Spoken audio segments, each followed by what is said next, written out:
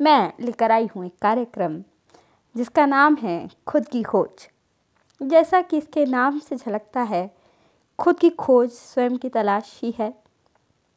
जीवन के भूल भलैया में अक्सर हम खुद को ही भूल जाते हैं और बस दिनचर्या में जीते रहते हैं।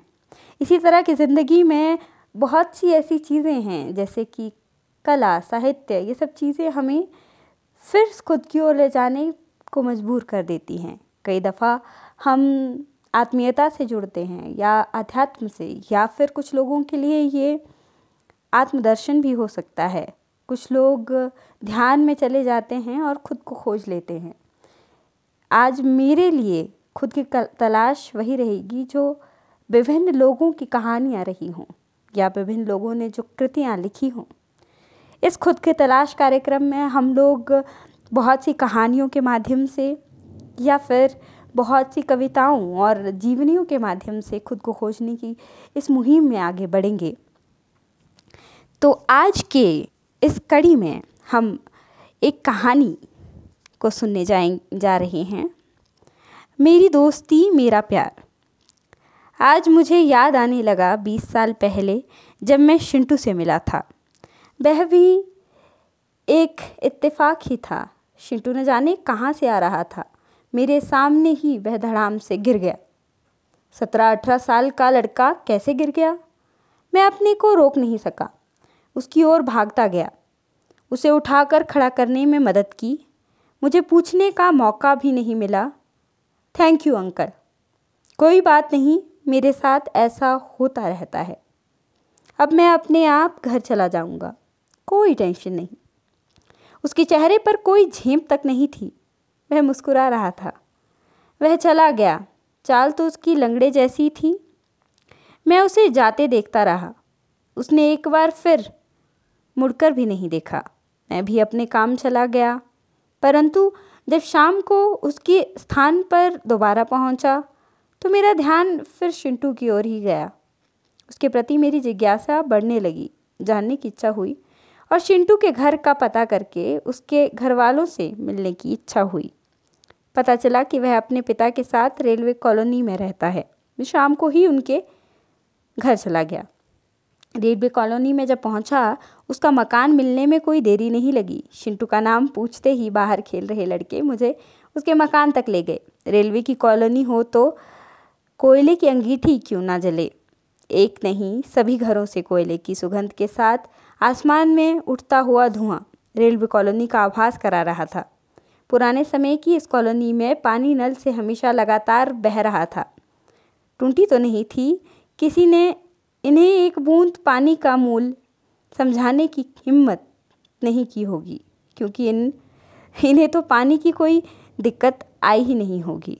सामने का गेट खुला रहता, जहाँ से हर आने जाने वाले को देखा पहचाना जा सकता था। काल बैल बजाने की कोई ज़रूरत नहीं पड़ती। घर में उसके पिताजी मिल गए। घर के अंदर से मुझे खड़ा देख अपने कंधे पर रखे एक लाल रंग के तौलिए से हाथ पोंछते हुए मिलने बाहर आ गए। आप शिंटू के बारे में पूछने आए हैं? यहाँ जो नया आदमी आता है वह उसी के बारे में पूछना चाहता है। आप भी पूछें। शिंटू के पिताजी ने मुझे देखते ही मेरे मन की बात को पढ़ लिया था। हाँ, मैं शिंटू के बारे में ही जानने आया हूँ। आइए अंदर बैठते हैं, चाय भी पीते हैं और गपशप भी करते हैं। मैं सम्मोहित जैसे अंदर चला गया। छोटा सा कमरा, उसी में एक और सोफ़ा लगा। कमरे का एक हिस्सा ड्राइंग रूम बनाया गया था। सामने दीवार पर एक रैक बना था। उस रैक पर 10-11 ट्रॉफियाँ रखी थी। सोफ़े के एक और बैठने के साथ ही चाय के लिए कहा गया, जिसका मैं औपचारिकतापूर्वक विरोध नहीं कर सका, क्योंकि चाहता था कुछ देर बैठा रहूं, शिंटू के बारे में जान सकूं। शिंटू के पिता ने बात अपने आप ही आरंभ कर दी। मेरा शिंटू, जिसका नाम विजय बहादुर है, पैदा होते ऐसा नहीं था। उसका ये अपाहिजपन हमें जब यह 8वीं में था सामने आया और हम इसके इलाज में जुट गए। होनहार लड़के के लिए मैं क्या नहीं करता। इसकी बीमारी की लड़ाई तो मेरे लिए किसी युद्ध से कम नहीं थी। मैंने हर मोर्चा संभाला, परंतु मैं हार गया। मैं क्या, मेडिकल साइंस ही हार गई। यह बीमारी जीन्स के द्वारा एक पीढ़ी से दूसरी पीढ़ी में जाती है। अब पता नहीं मेरे जीन्स में थी या मेरे पिताजी के। डॉक्टरों ने इस बीमारी का नाम मस्कुलर डिस्ट्रॉफी कहा है, अर्थात सब मसल धीरे धीरे कमज़ोर, फिर काम करना छोड़ देंगे और अंत में यह बीमारी हार्ट तक पहुंचेगी और सब खत्म हो जाएगा। मतलब आदमी तिल तिल मरता रहे और माँ बाप इस दर्द को बर्दाश्त करते रहे। वह थोड़ा रुका। मैं एक पिता की पीड़ा को समझ रहा था। उसने एक लंबी सी सांस लेकर आगे बोलना आरंभ किया। तब तक हम शायद रहें या नहीं रहें, कुछ नहीं कह सकते। अब चिंता यही है कि हमारे सामने सब कुछ हो जाए तो हम कम से कम इसकी देखरेख तो कर सकें। हमारे पीछे इसे कौन देखेगा? जब मैं इसकी लाइलाज बीमारी का पता लगाकर घर पहुंचा तो चिंता और बढ़ गई। 8वीं तक सब सही रहा। बैडमिंटन का खिलाड़ी था। सब ट्रॉफियां जो आप रैक पर देख रहे हैं, इसने जूनियर बैडमिंटन में प्राप्त की हैं। पढ़ने में भी वह किसी से कम नहीं था। वह ऊपर वाला भी तो योग्य होता है और उसी को कुछ देता रहता है। फिर भी यह किसी न किसी तरह से 12वीं पास कर 12वीं में स्कूल में पहले नंबर पर रहा। आगे पढ़ना चाहता था, परंतु अब इसका चलना बंद हो गया है। खड़ा होता तो गिर जाता। बोलकर वह चुप चुप हो गया। शून्य में बाहर की ओर देखने लगा। मैं भी चुपचाप उसको पढ़ने लगा। शायद उसके दर्द की पीड़ा का एहसास मुझे अब होने लगा था। इतने में शिंटू की मम्मी चाय ले आई और हम चाय पीने लगे। साथ में उसके पिता शिंटू के गुणों का बखान करते रहे। पता चला वह पेंटिंग करता है, गाना गाता है, बांसुरी भी बजाता है। शिंटू कई गुणों की खान बताया गया। 20 साल में इस शहर में फिर ट्रांसफ़र हो गया और तो फिर शिंटू याद आने लगा, यह सोचकर कि इस छोटे से शहर में अगर वह यहीं होगा तो कभी न कभी तो मिल ही जाएगा। मैं अपने काम में लग गया। मेरे सामने एक अपाहिज की साइकिल रुकी। साइकिल में एक अधेड़ सा युवक बैठा जो हाथ से साइकिल को चला रहा था। साइकिल में सुपारी, गुटखे, सिगरेट, बीड़ी आदि की लटाएं लटकी हुई थी। साथ में एक और लटके हुए रेडियो में गाना चल रहा था। युवक की गर्दन भी गाने के ताल में हिल रही थी। मैंने सोचा कि वह मुझे कुछ बेचने वाला है। मैंने तुरंत ही कहा, भाई मुझे कुछ नहीं लेना, आपके पास मेरे लिए कुछ नहीं है। अंकल मैं आपको कुछ दे नहीं सकता, मैं शिंटू हूँ। आपने मुझे एक दिन सड़क पर गिरते हुए देखा था ना? आप हमारे घर भी आए थे, बात पुरानी है। अरे शिंटू तुम! मैं शिंटू को पहचान कर बीच में ही बोल उठा। जिसके बारे में मैं सोच रहा था वह मेरे सामने था। मैं खुश था। मैंने शिंटू को ध्यान से देखा। उसके बाल समय से पहले सफ़ेद होने लगे थे। लगता है कि इसके बाल धूप में सफ़ेद हो रहे हैं, क्योंकि उससे अपने जीवन को चलाने के लिए साइकिल पर धूप में ही निकलना पड़ता है।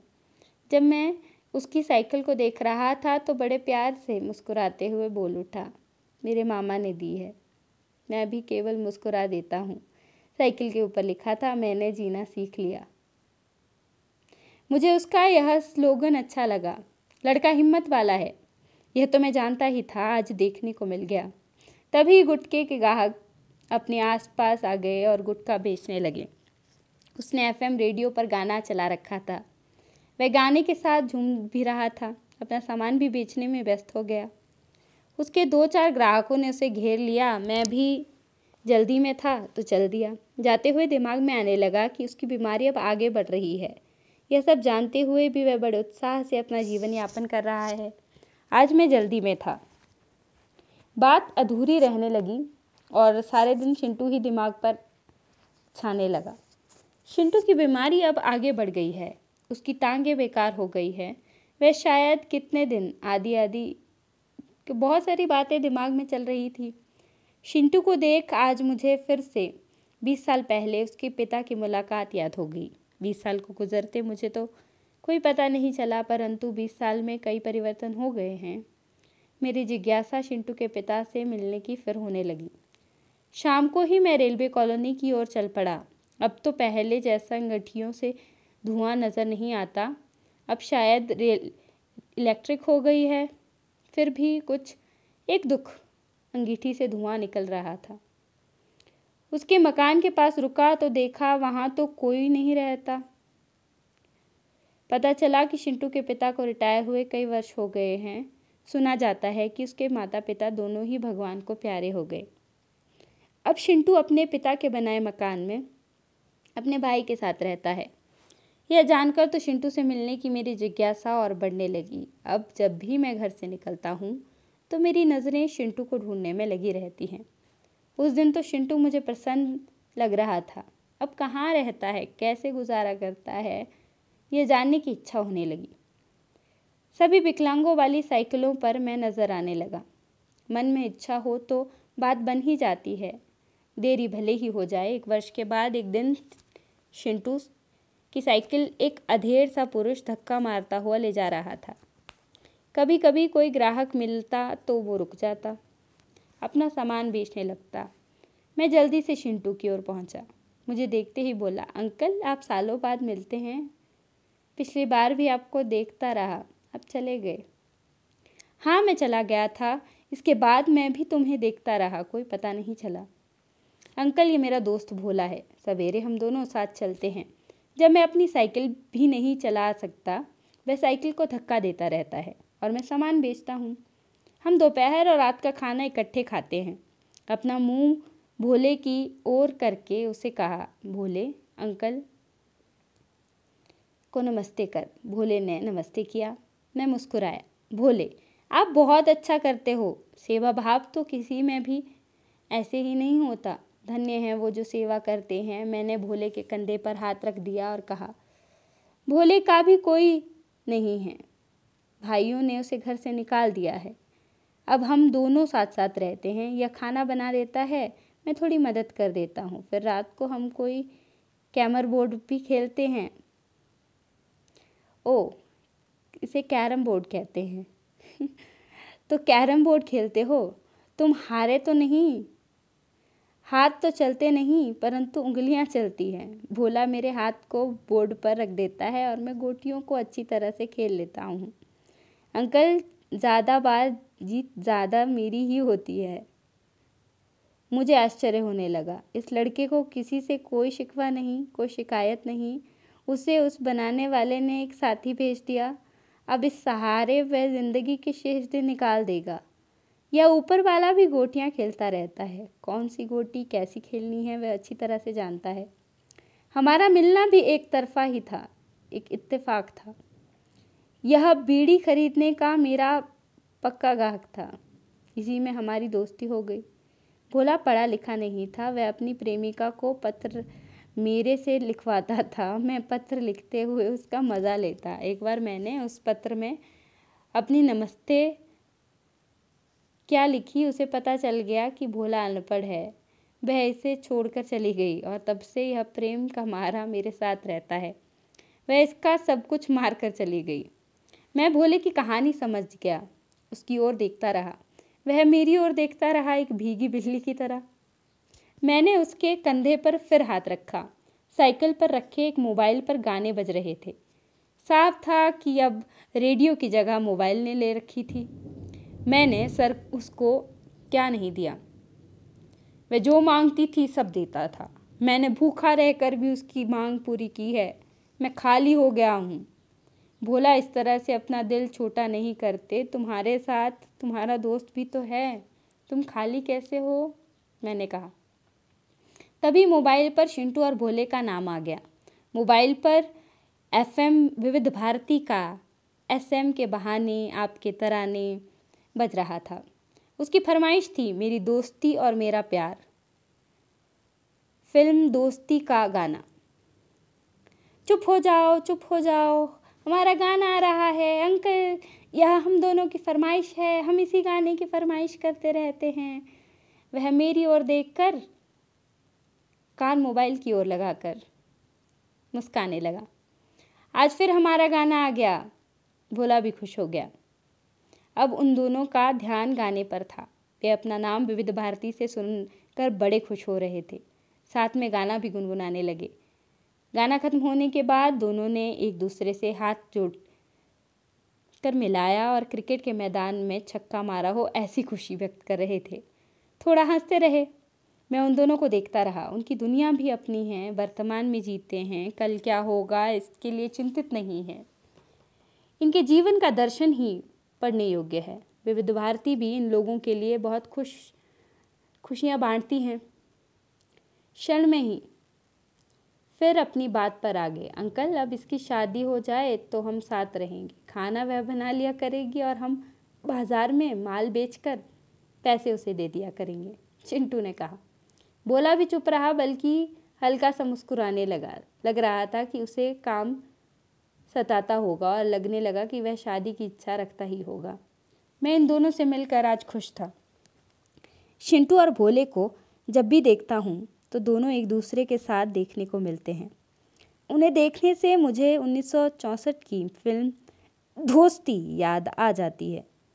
इस फिल्म के गाने भी विविध भारती जब भी बजते हैं तो वो देखते रहते हैं। यही तो कहानी है ज़िंदगी की। हाँ, उस मूवी में एक लंगड़ा और दूसरा अंधा दोस्त, जिनकी दोस्ती इतनी अटूट थी कि कोई भी परिस्थिति उन्हें अलग ना कर सके। एक चल नहीं सकता था, दूसरा चल फिर सकता था, इसलिए चिंटू की पूरी तरह भोला मदद करता। ऐसा लगता है कि दोस्ती के दोनों किरदार फिर से एक रूप में आ गए हों। आज के समय में जब एक दूसरे के पास बात करने का समय नहीं, वहाँ दोस्ती और भाईचारा कहाँ देखने को मिलता है। कुछ अंतराल के बाद अब चिंटू चल फिर नहीं सकता था, उठ बैठ नहीं सकता था, लेकिन बातचीत अच्छी तरह से करता। कहीं बैठा हो और बात कर रहा हो तो कोई नहीं कह सकता कि उसे कोई बीमारी है। हर बात में भाग लेता, सवेरे की सारी अखबार छाट लेता और चाय का घूंट तक नहीं पीता। कुछ और दिनों के बाद जब मैंने उनसे मुलाकात की तो चिंटू की हालत और ख़राब हो रही थी। वह अब अपने हाथ तक नहीं हिला पाता, केवल बोल सकता था। अब तो दोनों साथ ही रहते। उन्हें पता चला कि शौच करने के लिए भी भोला ही उसे बाथरूम ले जाता। यहाँ तक कि सभी कार्य उसे उन्हीं की सहायता से करने होते। उसके पाँव में अब सूजन आ गई थी। चलो डॉक्टर को दिखाएं। नहीं, कल ही मैं डॉक्टर को दिखाया था, भोले ने कहा। साइकिल पर चिंटू को बैठाए अपना सामान बेचने दोनों निकल पड़े। मोबाइल पर विविध भारती बज रहा था। मैंने उन दोनों को जाते देखा।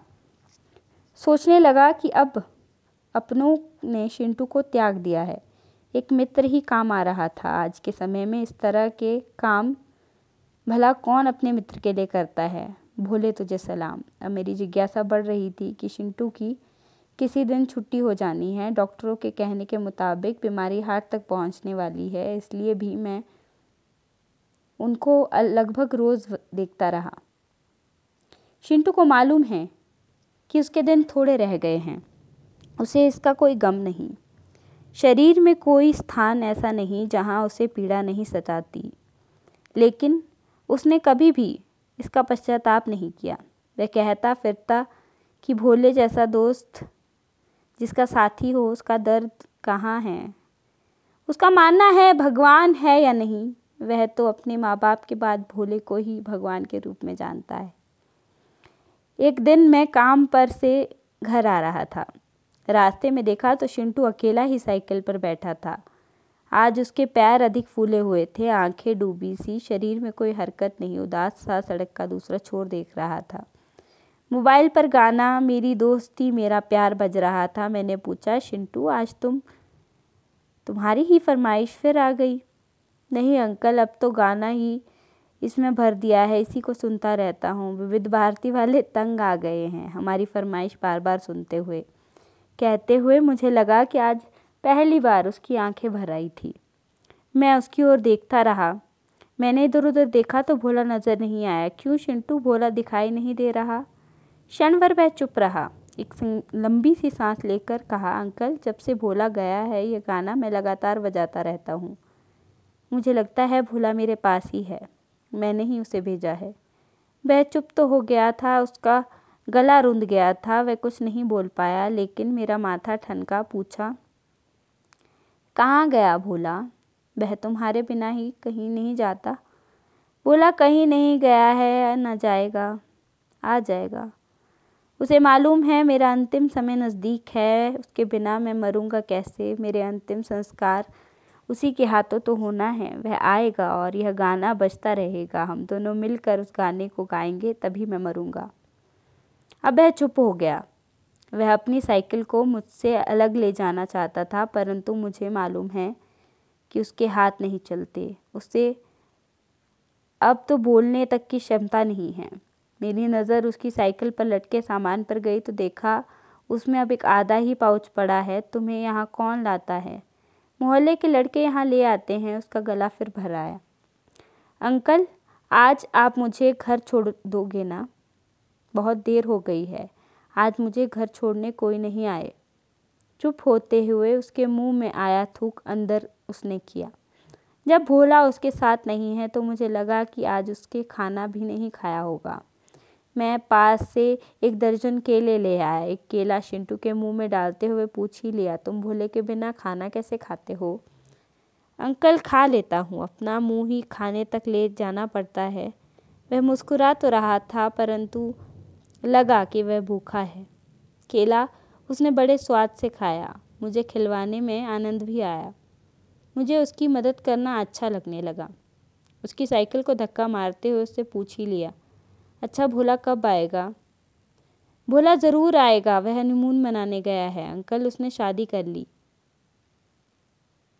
मैंने करवाई। भाभी आएगी, हम दोनों रोटियां बनाएंगी, हम दोनों मिलकर खाएंगी। उसका लड़का होगा, मुझे वह अंकल पुकारेगा, मैं उसे चॉकलेट दूंगा। बोलते बोलते वह सपने देखने लग गया।